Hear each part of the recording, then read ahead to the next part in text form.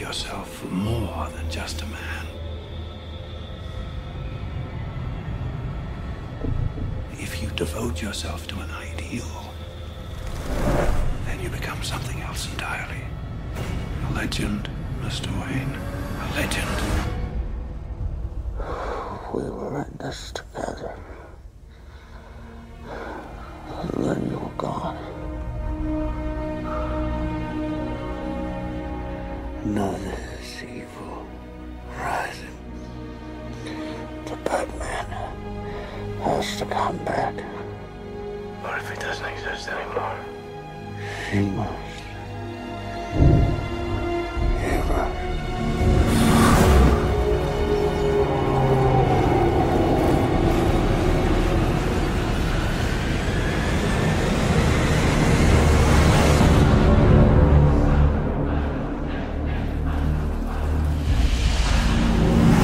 Bonjour et bienvenue dans cet instant ciné qui, tel un chevalier noir, va s'élever. Vous l'aurez sans doute compris, je vais encore vous parler de super-héros, mais pour la dernière fois avant un bon bout de temps, avec le dernier volet de la trilogie Batman signé Christopher Nolan de Dark Knight Rises. Et ouais, 4 ans maintenant depuis ce chef-d'œuvre qu'était The Dark Knight, qu'on attendait la conclusion de l'une des sagas les plus ambitieuses offertes par Hollywood depuis longtemps, se plaçant comme la trilogie de référence aux côtés des Spider-Man de Sam Raimi lorsque l'on évoque les films de super-héros. Toutefois, à de trop rares exceptions près, il serait vicieux d'oser la comparaison avec tous les autres films du genre sortis ces dernières années, tant Christopher Nolan fait office d'outsider en proposant quelque chose d'extrêmement différent. Car face au reboot sans âme ou au manque d'ambition de la Marvel préférant jouer la sécurité, Nolan propose une réelle vision sur son personnage, quitte à faire gueuler quelques fans hardcore de la BD de Bob Kane, ne comprenant pas que le principe d'une adaptation est d'adapter. Si d'autres sont adeptes du copier-coller sans âme pour plaire au plus grand nombre, pour sa saga, Nolan choisit la prise de risque qui sera couronnée d'un immense succès, prouvant qu'il existe parfois une justice. Et c'est auréolé de ce succès que Christopher Nolan reçoit carte blanche pour clore sa saga de la manière dont il l'entend. Des choix qui ne raviront évidemment pas tout le monde, puisque de toute façon sa vision s'est toujours plus portée sur Bruce Wayne que sur Batman, mais qu'il pousse ici à son paroxysme en faisant du Chevalier Noir un guest de luxe. C'est pourquoi Batman n'apparaît finalement à l'écran que durant 40 minutes, dont 20 sur les 2 premières heures du film. Il y en a qui vont peut-être gueuler au spoiler à ce moment-là, c'en est pas vraiment un. En tout cas, moi je considère que c'en est pas un, c'est plus une sorte d'avertissement, parce qu'il y a des gens qui vont aller voir le film pour voir Batman dans du Batman, ce qui peut paraître logique, mais comme je le dis plus tard, Nolan casse nos attentes, donc forcément, tu peux être un minimum frustré par une si petite présence du personnage. Donc finalement, non, je considère pas ça du tout comme un spoiler, mais plutôt comme un avertissement. Car avec The Dark Knight Rises, Christopher Nolan continue de suivre sa logique insufflée dans Batman Begins et The Dark Knight, à savoir utiliser l'image du super-héros pour parler d'autre chose. Avant tout posé sur l'humain, Nolan utilise Batman pour évoquer notre monde. Après l'Amérique post-11 septembre, le voici en train d'évoquer la crise financière et l'Irak. Des thèmes normalement jamais abordés par des blockbusters, mais que Nolan parvient à intégrer parfaitement dans la logique de sa trilogie. Alors moins bien, au même niveau ou meilleur que son prédécesseur, il est encore trop tôt pour le dire. Chacun aura sa préférence et j'ai la mienne, mais au fond, cela n'a que peu d'importance tant la trilogie est d'une cohérence rare. Car maintenant que l'œuvre est complète via ces 3 actes, on se rend compte à quel point Christopher Nolan a rendu la comparaison difficile en faisant 3 œuvres totalement différentes, passant du film noir au pamphlet politique sans jamais renier les propos précédemment tenus. La cohérence tient dans cette peinture du chaos. Que ce soit Ra's al Ghul, le Joker ou encore Bane, chacun va à son niveau emprunter la même logique de destruction. Des terroristes voyant à la fin de Gotham City la fin du monde. Car pour reconstruire, il faut tout détruire. En cela, Rises est le parfait complémentaire des précédentes œuvres. Et la tempête, sur le point d'arriver annoncée dès Batman Begins, est cette fois bel et bien présente. Et c'est cette même ligne directrice qui est utilisée pour son héros, en suivant le schéma de destruction-reconstruction, dans le sens où Batman Begins était la naissance du héros. Rises, lui, en est sa résurrection. Et pour ramener un héros à la vie, il faut le détruire, ce que Nolan réussit parfaitement dans une première heure mélancolique et pessimiste avec son héros hors cadre. Et c'est alors que celui-ci sera au fond du trou, littéralement et métaphoriquement, qu'il donnera tout son sens au titre du film. What are you? I'm Gotham's reckoning. Nolan prend son temps pour poser ses personnages et son intrigue, laissant ainsi monter le désir pour arriver enfin à la première apparition de Batman, ce qui fonctionne à en juger par mes poils qui se sont hérissés d'un seul coup. C'est alors qu'il commence à casser toutes nos attentes, livrant un film qu'on n'attendait pas forcément, ce qui peut dérouter à la première vision.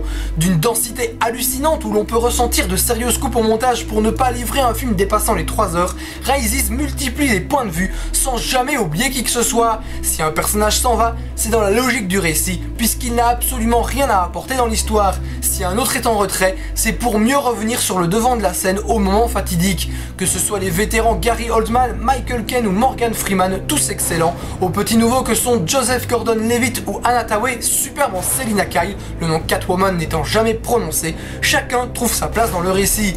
Alors oui, celui-ci est plus convenu que sur The Dark Knight, ne bénéficiant pas de la folie du Joker, et non, Ben ne parvient jamais à l'égaler, mais la performance de Tom Hardy n'en est pas moins excellente, et ce, malgré un masque qui couvre la majeure partie de son visage. Ainsi, Nolan crée une nouvelle fois une figure du mal imposante. Mr. Wayne. Let the games begin.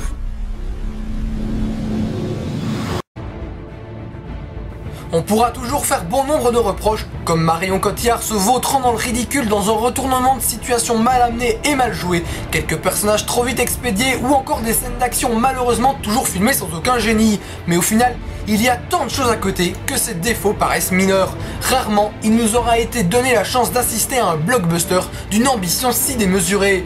Un film somme comme si Nolan voulait y mettre tout ce qu'il avait en lui. Par défaut de gourmandise, cela peut parfois paraître brouillon, mais une telle générosité mérite reconnaissance.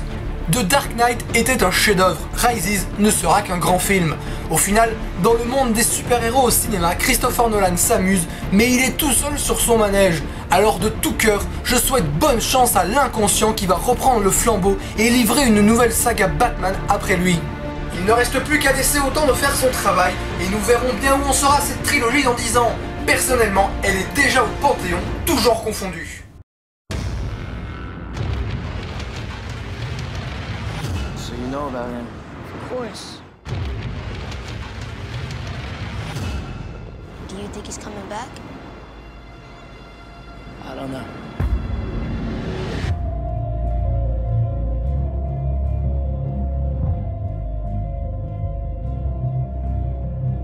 What are you? I'm Gotham's reckoning.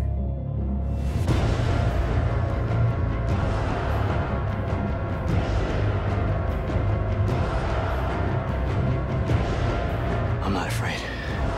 I'm angry.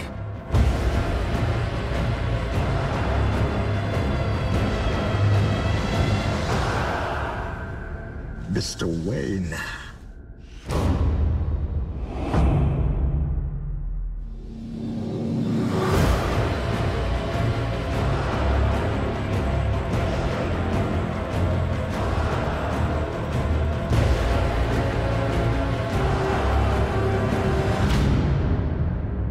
Remember where you parked?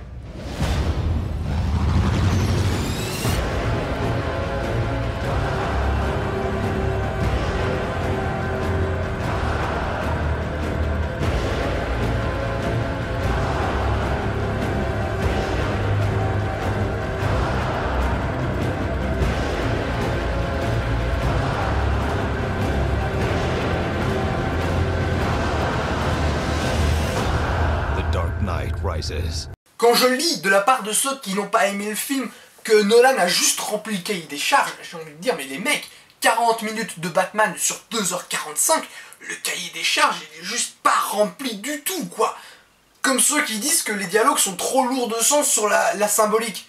Ok, je veux bien, c'est vrai, mais c'était déjà le cas sur The Dark Knight, donc il faut pas non plus déconner. Et puis le truc le plus ridicule, c'est ceux qui continuent de critiquer la voix de Batman. Je veux dire, c'est le 3e film.